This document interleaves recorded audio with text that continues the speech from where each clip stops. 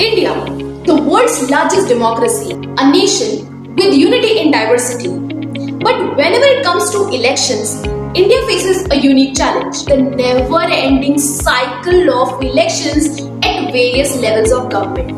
नमस्ते एवराइट्स, welcome back to my channel. मेरा नाम है शिवानी यादव और आप देख रहे हैं एवराइट्स। तो आज हम बात करने वाले हैं इलेक्शन के एक बहुत ही यूनिक कॉन्सेप्ट के बारे में। नाउ इमेजिन करो एक ऐसा नेशन जहां पे इलेक्शंस साइमल्टेनियसली हो रहे हैं सारे लेवल्स ऑफ गवर्नमेंट पे। इसी आइडिया को कहा जा रहा है वन नेशन वन इलेक्शन। आपको बस बता देती हूँ कि ये आइडिया नया नहीं है। आपको याद है 1952 में पूरे कंट्री ने एक साथ वोट किया था। जहां तक की बात है इस डिबेट को लेकर, तो कुछ लोग इसके फेवर में बात कर रहे हैं और कुछ लोग इसके ड्रॉबैक्स के बारे में बात कर रहे हैं। ऑब्वियसली अगर कोई भी चेंज इंडिया में अब के दौर में लाया जाएगा तो उसके प्रोज एंड कॉन्स तो होंगे ही। तो चलिए जानते हैं इसके बेनिफिट्स क्या होंगे अगर वन नेशन वन इलेक्शन का कॉन्सेप्ट लॉन्च होता है इंडिया में।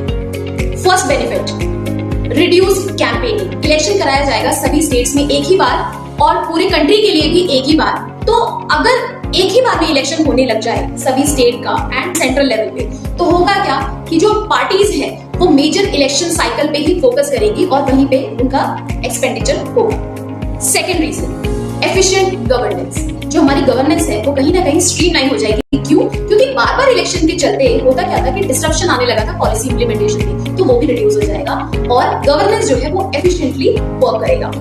Third benefit, voter turnout. जैसा कि आपको पता है कि वोटर्स बार बार इलेक्शन प्रोसेस में जाने से इरिटेट हो जाते हैं, तो एक ही बार में अगर इलेक्शन होने लगेगा तो वोटर टर्नआउट भी बढ़ेगा। ऑब्वियसली बात है, एक ही बार में आपको वोट करना है स्टेट के लिए भी और सेंटर के लिए भी, तो ये सभी के लिए बेनिफिशियल होगा। किसी भी आइडिया को प्रेजेंट करना जितना आसान होता है उतना ही मुश्किल होता है उसे इम्प्लीमेंट करना। तो वैसे ही वन नेशन वन इलेक्शन भी कई चैलेंजेस फेस कर सकता है, जैसे कि फर्स्ट चैलेंज, कॉन्स्टिट्यूशनल अमेंडमेंट। इस आइडिया को इम्प्लीमेंट करने के लिए कॉन्स्टिट्यूशन में कुछ अमेंडमेंट्स की जरूरत पड़ेगी, क्योंकि जितने भी लेजिस्लेचर्स हैं उन सभी के टर्म्स अलग अलग हैं, तो उनको सिंक्रोनाइजेशन की जरूरत पड़ेगी, जिसके लिए हमें अमेंडमेंट्स तो चाहिए ही होंगे। Second challenge, political consensus. हमारे देश में कई पार्टियां एक्टिव हैं और इन पार्टीज के बीच में एक कॉमन अग्रीमेंट बिल्ड करना एक सबसे बड़ा चैलेंज है, और जब सभी पार्टियों की इसमें सहमति बैठ जाएगी तभी इस आइडिया को हम इम्प्लीमेंट करेंगे efficiently. And third challenge will be technological infrastructure. इतने बड़े साइमल्टेनियस इलेक्शन को हैंडल करने के लिए हमें जरूरत पड़ेगी एक रोबस्ट इलेक्टोरल इंफ्रास्ट्रक्चर की। So in the end we can finally conclude